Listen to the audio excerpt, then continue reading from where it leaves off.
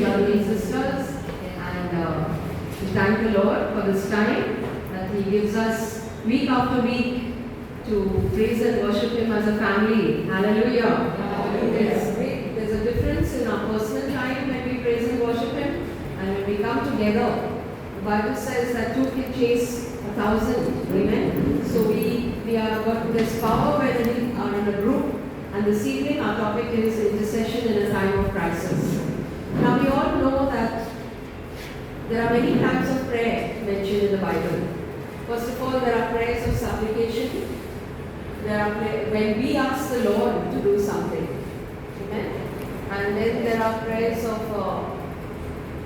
prophetic intercession. When we worship the Lord, we praise and worship, we wait upon the Lord for some time. The Lord gives us a strategy. The Lord gives us a vision, or the Lord gives us a scripture, and then we speak it out, and then we see that things start moving, and the things are set in motion for the answer of prayer to come. Hallelujah. That's prophetic intercession. And then there is something called travailing prayer. Now our topic this evening is this kind of intercession. And so this travailing prayer is a more intense kind of prayer. And we're going to see more about how we can go about this kind of travailing prayer. Now, we see that we are living in a time of great trials, great persecution for Christians. We see that there are wars. And when the disciples asked Jesus, tell us the time of your coming, second coming. Tell us the time, what will be the signs that there will be before you come again. And we see here that Jesus in Matthew chapter 24, verse 3, Jesus tells his disciples, He said to them that take heed that no one deceives you. Many will come in my name and saying that I am the Christ and will deceive you. He said there will be wars, rumors of wars, and we can see the amount of wars that are happening between Israel and between Palestine, Hamas, and between Ukraine and Russia. There's also a pending war between China and Taiwan. And there are so many wars that are taking place unusually. Then he says, these things must come to pass, he says. So, do not be troubled. These things will come to pass. And then he says, nation will rise up against nation, kingdom against kingdom. And there will be famines, pestilences, earthquakes, and in various places. And we can read that whole chapter of Matthew chapter 24. And you'll see the signs what Jesus says before His second coming. And so, how are we going to respond to this crisis? Now we've got to look at this in Chinese. There is this letter crisis. There are two letters that make up this one word. With one stroke of the brush, you see the letter for danger. And with the other stroke of the brush, the letter for opportunity. Amen? So when you're facing a crisis, remember, you either are going to be feeling a sense of danger, you'll be fearful, you'll be scared, you'll be trying to avoid, you'll be running here and there and trying to find an answer, or you will see it as an opportunity. Hallelujah! An opportunity to rise up and to increase your time of prayer. Amen? Increase your time of worshiping the Lord. Be in a kind of an anticipation of that God is going to do something good. Hallelujah. Because the word God says nothing is too difficult for me. Amen. And so we see here that in 1945, in 1945, there was a US dropped the Hiroshima bomb in Japan. And it was in a place called Hiroshima. And there was a complete devastation. The land was poisoned, the ground was poisoned, the buildings were leveled down, and there was complete destruction. 5 lakh people died, and there was total destruction. And now the people of Japan, they took the hands of those people who came forward to help them, and they joined with those people, they worked hard, and they rebuilt their nation. Hallelujah. And we see today Japan is number 1 in cars, in electronics, in so many things. Praise the Lord. Praise So a crisis is an opportunity, and you can come out better than before, whether it's in your own personal life, or whether it's a crisis in your health or in your family member. Let's remember that it's an opportunity to seek the Lord. Hallelujah. And so we see here now scripture, Ezekiel chapter 9 verse 4. Now here the Lord is telling us that the Lord said to him, go to the midst of the city, in the midst of Jerusalem, and put a mark on the foreheads of those men who sigh and cry for all the abominations that are done in it. But utterly slay old men, young men, and do not come near to anyone on whom is the mark. Praise the Lord. So what is God saying here? He's saying, go and find those people who are sighing and crying over the abominations, over the sin in that city, and put a mark on them. Hallelujah. And so we all know that we are marked by the Lord. It's a different topic, but there are many benefits. There's much protection. There's much blessings for those who are intercessors and who pray for not only just your own family, your prayer group, your church, and for whatever God shows you to pray for. Amen? You're marked with the blood of Jesus, just like the people in Israel when they were coming out of Egypt. The Lord said, put a mark of the blood of Jesus on the doorpost. Amen? On the lintel, on the doorpost. And the angel of death would pass by them. The firstborn of every person whose blood was not there on the door, the angel of death entered in, and the firstborn died in that family. But where there was the blood marked, the firstborn was saved. The firstborn of every animal died in those homes where there was no blood marking on the door. And so we have the blood of Jesus, and we are called by the Lord to intercede for all those who are in sin, in suffering, and in despair. Amen? So we now come to the next verse, which tells us in Isaiah 53 verse 12. Yes. Here, this is the prophecy 700 years before Jesus. In the book of Isaiah, the Lord tells about Jesus. And Isaiah is writing here, he says, therefore I will divide him a portion with the great, he shall divide the spoil with the strong, because he has poured out his soul unto death. He was numbered with the transgressors, he bore the sin of many, and he made intercession for the transgressors. You will see later the meaning of this word, intercession. It's the Hebrew word paga, and we'll see later. This word intercession is the first time this word intercession appears in the Bible. Amen. And this is about Jesus, that he intercedes for the transgressors. Hallelujah. You and me are seated here. Hallelujah. Because Jesus was on that cross. He paid that immense price, and that he interceded for us. Praise the Lord. And he is still seated on his throne, and he is still interceding for the world in sin, in sickness, in suffering. Hallelujah. Praise the Lord. Praise the Lord. So now, brothers and sisters, we look at a few others in the Bible who God gave them this burden of intercession. Abraham, now we see in Abraham chapter 18. Next.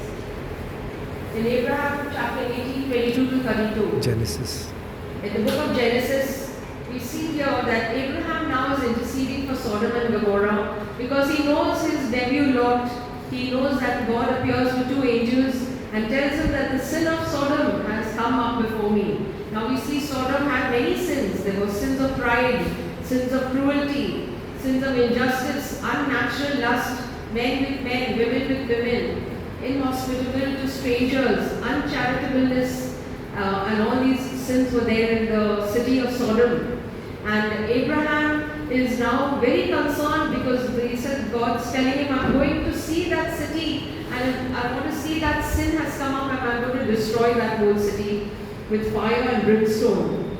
But Abraham wants to save his nephew Lot, and he begins to boldly intercede with God. He says, you are the Lord of all the earth. If there are 50 righteous people, will you destroy the city? And God, with his mercy, in his love and compassion, he says, no, I will not destroy if there are 50. Then Abraham becomes bolder. He says, if there are 45, if there are 40, if there are 30, if there are 20, if there are, finally he stops at 10. If there are 10. And I heard some commentators say, if he had carried on further, maybe God would have spared that city. But he stops at 10. But finally, his nephew Lot and his two daughters obey the angel, and they come out of the city, and the God rains down fire and brimstone, that whole city was destroyed. Amen. We all know the story of Lot. His wife turns back, she becomes a pillar of salt, and all that. Now we see here the next person is Jacob. Now Jacob here in chapter Genesis 32, 24 to 32. This is a very good verse if you could read it at home. Genesis 32, 24 to 32. The verse starts with saying, and Jacob was left alone. Sometimes you and me, we have so much, we have got our interest in our family, in our neighbors, in our friends. This one's birthday party, that one's anniversary, this one's that thing, this one the other thing. And we continue that lifestyle until something, God has to do something and we are left alone. Sometimes we are not invited and we are upset that we are not invited. Or we even sometimes someone said when you are sick, you are lying down, you can't look anywhere except up. Hallelujah. And so we sometimes have to be separated to be alone with God. Or we have to separate ourselves and take time to be alone with God. Amen. And so Jacob is left alone here. And there's a man that appears before him and starts struggling and wrestling with him the whole night. Amen. This is some commentators say this is a kind of symbolic of the appearance of the pre-incarnate Christ. He's wrestling with this man, and that man finally, daybreak comes, and this man says, "Let me go. The light, the day has come, and you have to let me go." The man, Jacob says, "No, I'll not let you go until you bless me." And this wrestling match that he does with God, it says here, Jacob wrestled or struggled with God and he prevailed. Amen. He won because imagine his hip bone socket was moved out of position and he had a limp with him and he was limping after that. And then God gives him favor. His brother Esau was so angry with him before because Jacob's name meant he's a cheater, he's a swindler, and he cheated his brother of his birthright, and his mother had to send him running away for his life because Esau said, "I'm going to kill him," and he had to stay away with his wife. He had to stay away with his brother, his mother's brother Laban for many years. And then later on, now he's coming back with his wife, his two wives, his children. He sends them across the river and he's alone. And there he wrestles with God till daybreak, and God gives him favor. His brother comes, his brother hugs him, his brother has no more bitterness, and Jacob's name is changed, and from cheater he becomes a prince with God. Hallelujah! Let's give the Lord a clap. Thank you, Jesus. Jacob becomes prince with God. So there's great power when we have that time of travailing prayer. We come to the next one, which is Moses. Now we know here Moses goes up the mountain and there is the children of Israel have no patience. When they don't see him coming back, they make a golden calf. Amen? And they start they go back into idolatry and they start worshipping that golden calf. And Moses comes down, he breaks that tablet and he says to God, "Your people, they have gone into God wants to destroy them." And Moses says no to the Lord. "No, you cannot destroy. What will the people around say that you brought us out of Egypt with such a big, mighty miracles, and here now you have destroyed your people?" He said, "Blot out my name from your book, but say, do not let your anger be on the people." And so Moses is ready to even blot out his own name and ask God to forgive his people. God hears him, God answers him, and the people are saved. Hallelujah. And so we come now to Joshua. In Joshua chapter 7 verse 6. This is a beautiful story of, we all know about Jericho. You see here that we all know the story of Jericho. Amen. The people of Israel had to march around Jericho 6 times and they had to be in complete silence. Amen. Not a word. Because God knows that they are talking, they are going to say something negative. Look at these big walls. Those walls were huge. 2 chariots could go along that wall in a race. So you can imagine how thick that wall was, how huge that wall was. It seemed an impossible thing for them to go through and win that battle against those people inside behind those walls. But God said, march around 6 times in complete silence. On the 7th time, that they had to march around 7 times, and the priests had to blow their trumpets. And what happened? The walls fell down flat. Hallelujah. The walls supernaturally fell down flat. They had to do nothing. Amen. And so you can see they had to shout out praises to the Lord. Amen. They had to shout out praises to the Lord on the top of their voices. Shall we just lift our voice and say, praise you, Jesus. Praise you, Jesus. Hallelujah. Hallelujah. Glory to your holy name. You are the King of Kings. You are the Lord of Lords. There's none like you, Lord. We bless your holy name. You are our good shepherd. You are our healer, Lord. You are our provider, Lord. In Jesus' name. So we see here now that the next city they had to go to was a smaller city. God had already given them the promise that wherever they go, they're going to be victorious. They're going to defeat those people. But when they went to the next city, Ai, when they went to the gate, those people rushed out. They killed 37 of the Israelites and they were defeated. Joshua and his people come back and they are very bad. They are very disappointed. They fall down on the ground. The men their elders put dust on their head as a form of mourning, and they keep on asking, they cry out to the Lord the whole day until sunset. And they ask the Lord, what happened, Lord? How you promised us victory. How is that we had such a defeat? And how is that 37 people were killed and we are run away from there?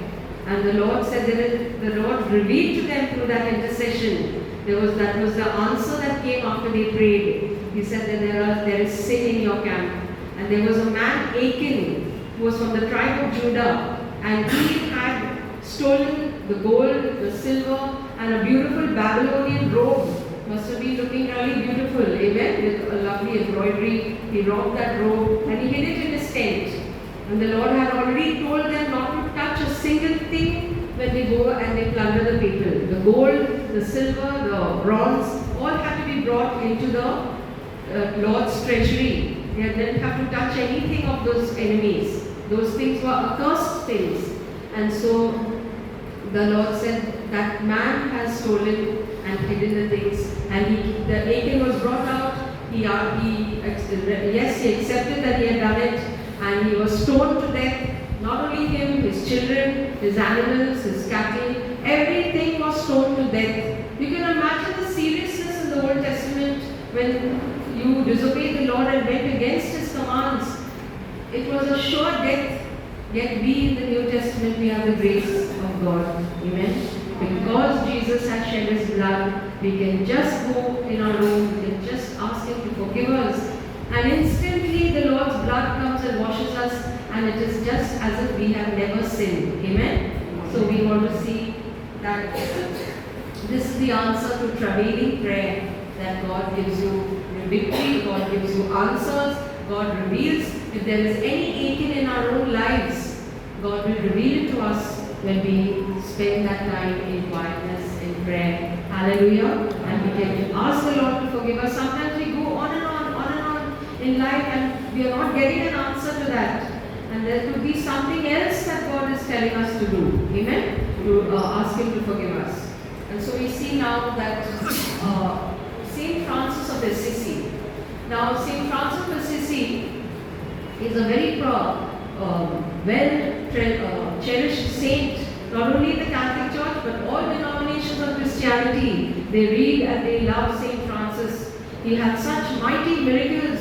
He used to levitate in prayer. Many of the old Catholic saints, they had something unusual that happened. He would levitate and go higher and higher, higher above the trees and disappear from sight.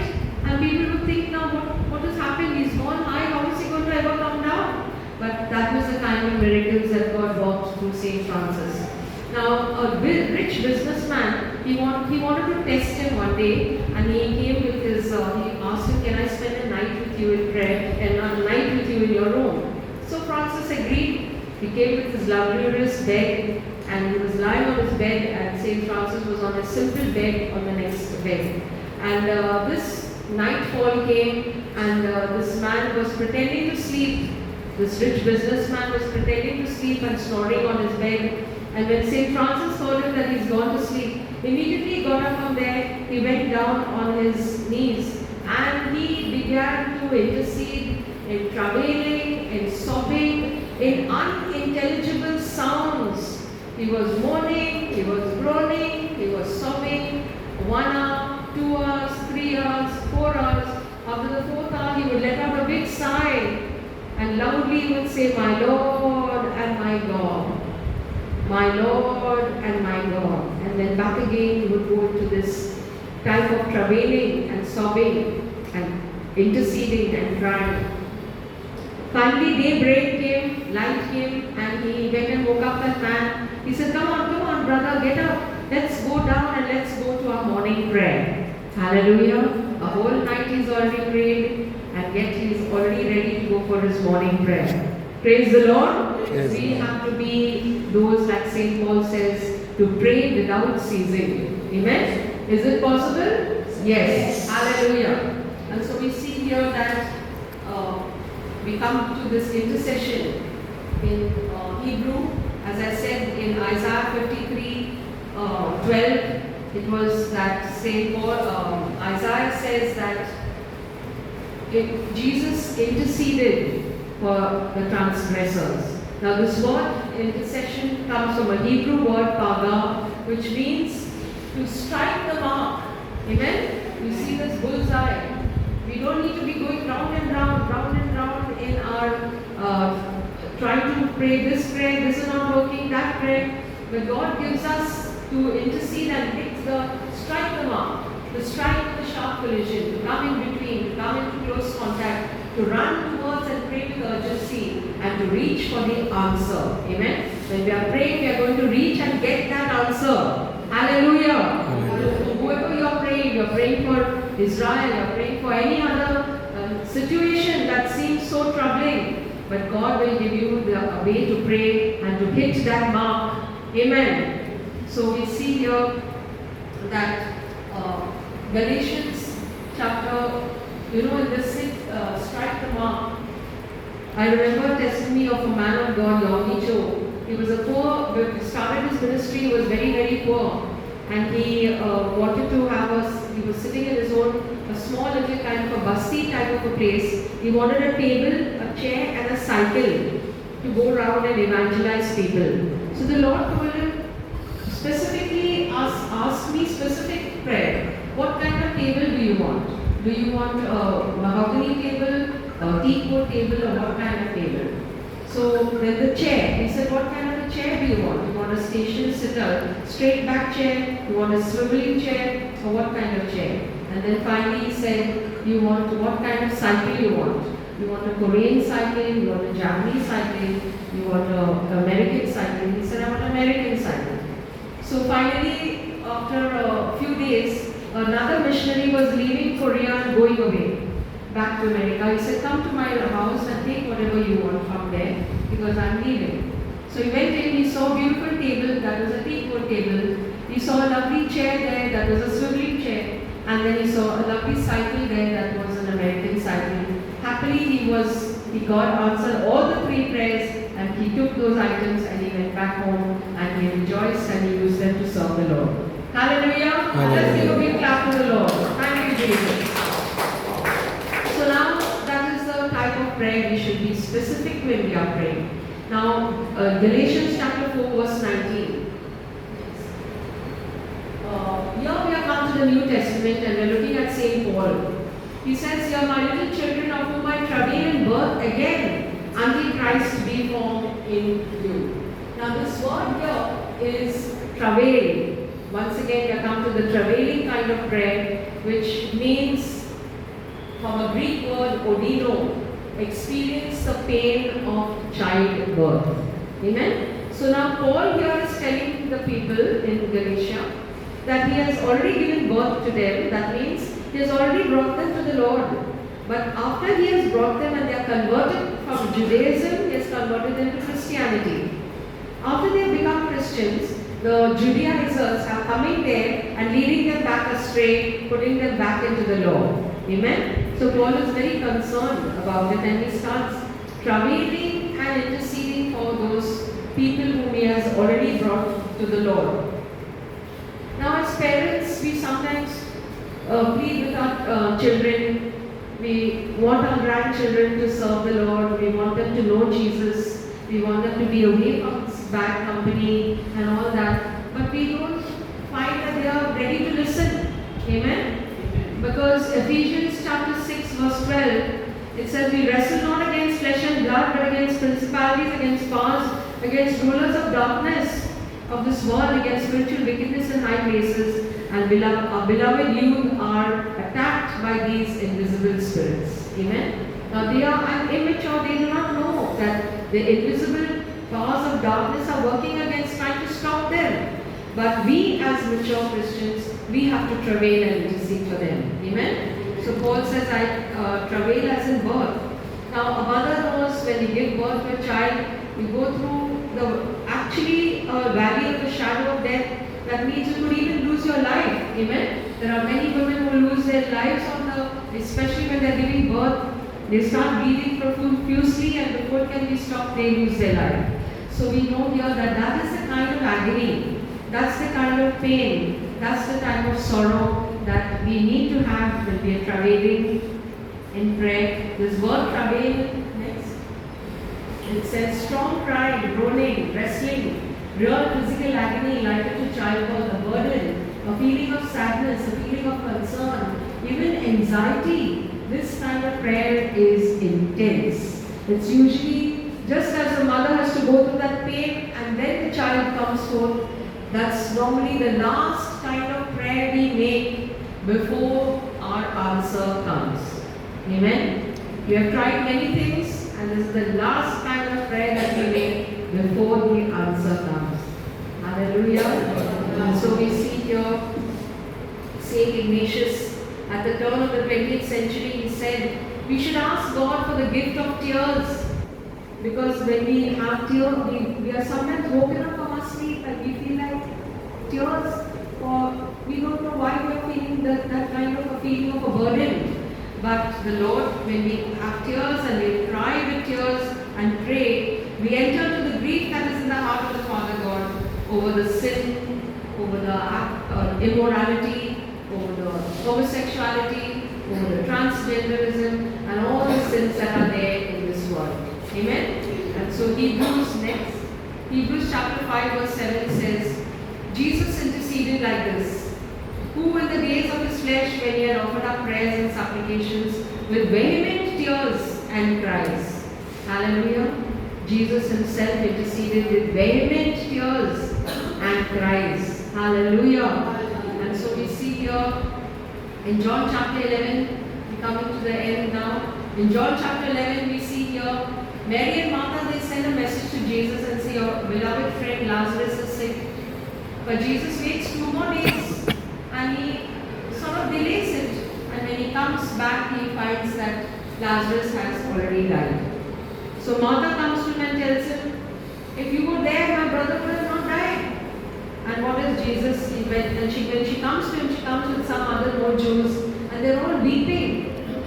So in chapter 11 of John, verse 33, he says, therefore Jesus saw her weeping, and the Jews who came with her weeping, he groaned in the spirit. Amen? He groaned in the spirit. Verse 35, Jesus wept. Verse 36, they say, the people see him weeping, they say, see how he loved Lazarus. And then he says, Jesus, in verse 38, again Jesus groaned in himself. Now they bring him to the tomb. And then Jesus weeps, again starts groaning in his spirit. You can imagine the scene, how it must have been, how Jesus must have groaned. Groaning from inside him, what sounds he might have made. And he was groaning within himself, and then we know the victory comes and he calls up Lazarus from the dead. Hallelujah. Hallelujah. And so brothers and sisters, Ezekiel chapter 22, the next. God says here, I sought for a man who would make up a wall and stand in the gap before on behalf of the land, but that I should not destroy it. But I found no one. Amen. He says God is looking for just one man to stand in the gap and build a wall around so that he will not destroy the people inside. But he found no one. One of the sad scriptures in the Bible that God could not find one man to intercede. So, there's an example which I read in a book of intercession about how the wall in the spirit realm, how it can actually manifest when you're praying for something. There was a businessman, an Armenian, who was carrying with a caravan. He had to cross a desert, and he was taking a whole many very expensive goods, and he had to go across. And he was a trader. He was going to sell that goods in the next city. And this desert was very dangerous. There were robbers, murderers, all that in that desert. So when he stopped for the night, he knelt down, he prayed, he covered that whole caravan, all his goods, all his people with him, with the blood of Jesus. He interceded for them, and then he went to sleep. Now there were some robbers that followed him, were waiting for night, where they could come kill him and all the people with him and rob their goods.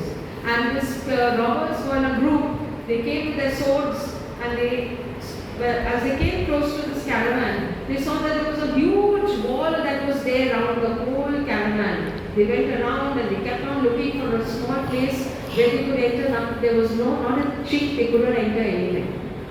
They were very angry. They went away that night.